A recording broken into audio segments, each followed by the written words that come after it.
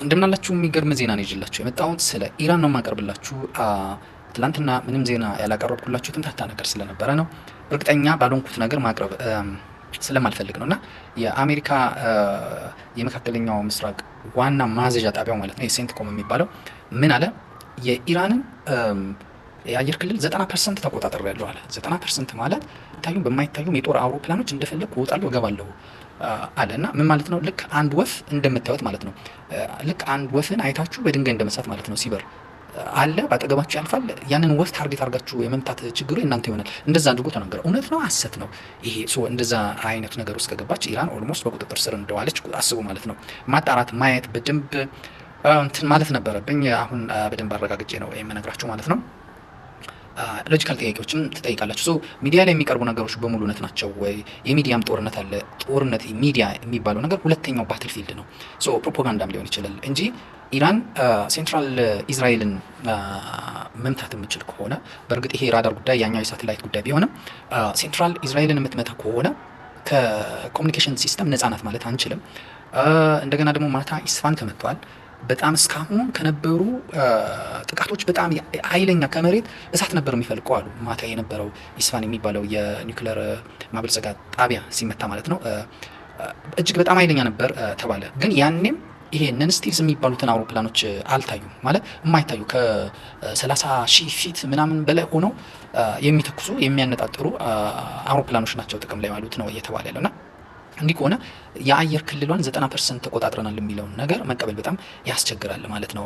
ለማንኛውም ስለ ኢስፋን ነገርን ካላችሁ ህዝብ አልወጣም፣ ኢቫኩዌሽን የለም ማለት በጣም ቢመታ ኖሮ የራዲዬሽኑ መጠን ከፍተኛ ስለሚሆን ህዝቡ አካባቢውን ለቆ እንዲወጣ ይደረግ ነበር።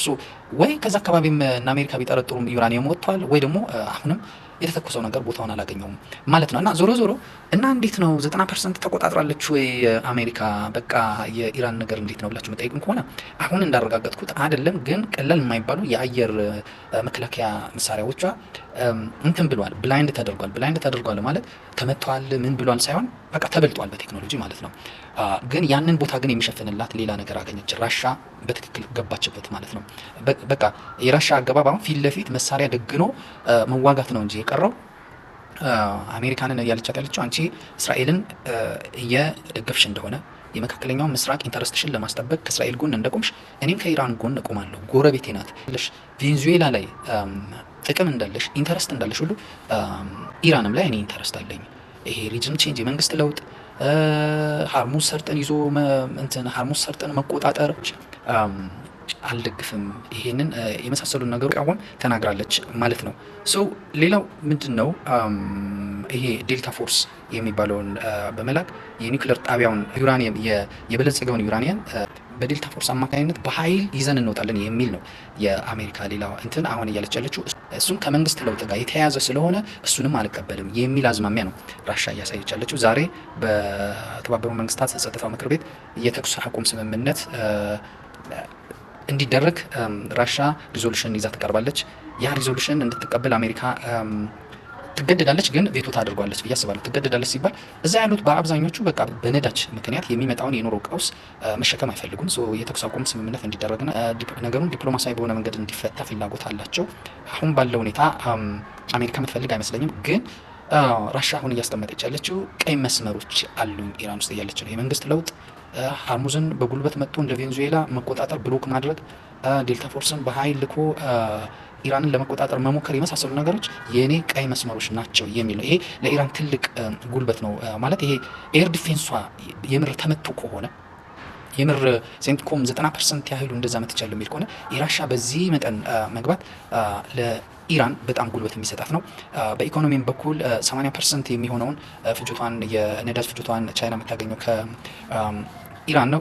እየገዛች ነው። አሁንም ለዛ ክፍት ነው። ሃርሙዝ ክፍት ነው ማለት ስለተመጡ ከየት ታመጣለች ብላችሁ ከሆነ 30 የሚሆኑ እንትኖች ብቻ ናቸው፣ የነዳጅ ማጣሪያዎች ብቻ ናቸው የተመጡት። ብዙ ናቸው፣ በጣም ጎጂ ነው። ግን አሉ ሌሎችም ልላችሁ ፈልጌ ነው። ስለዚህ ኢራን አሁን ያለችበት ሁኔታ ዛሬ በደንብ ያገገመ ስርዓት የያዘ ከስጋት ነፃ የወጣ ነገር ነው። ትላንትና ግን አሁንን ለመናገር በጣም አስጊ ደረጃ ነበረች ማለት ይቻላል። ምክንያቱም የአየር ክልሏ የዛን ያህል ተመጡ ከሆነ የዛን ያህል የአሜሪካና የእስራኤል ጦር እንደ ወፍ ወርዶ ገብቶ መሄድ ከሆነ በግለሰብ ደረጃ እንኳን አመራሮቿ መቆጣጠር የማችልበት ደረጃ ደርሳ ነበር ወይ እንድንል ያደርገናል። ግን አሁን ያለው ሁኔታ አንደኛ ሴንቲኮም የተናገረው ነገር በሙሉ እውነት ነው ለማለት ትንሽ የሚያጠራጥር መሆኑ፣ የራሻ ጣልቃ መግባት፣ ፑቲን ለአንድ ሰዓት ያህል ከትራምፕ ጋር የስልክ ውይይት አድርጎ ነገሩን በሰላም ይፈታ የሚል የማስጠንቀቂያ አይነት ነገር አስቀምጦ መሄዱ ለኢራን የተሻለ እድል ይዞ እንደመጣና ይሄ ነገር አሜሪካና እስራኤል ባሰቡት መንገድ የማይሆን መሆኑ ኢራን ኮላፕስ ማድረግ የማትችል ሀገር መሆኗን እያሳየ ነው። በሰፊ እንናገራለን።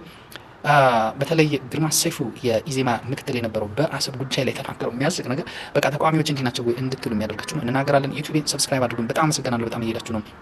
ኢማፕ 11 ብላችሁ ጻፉና ፈልጉኝ ታገኛላችሁ። ወይም ሊንክ ላይ ያለው ሊንኩን ተጭናችሁ ስገቡ ማለት ነው።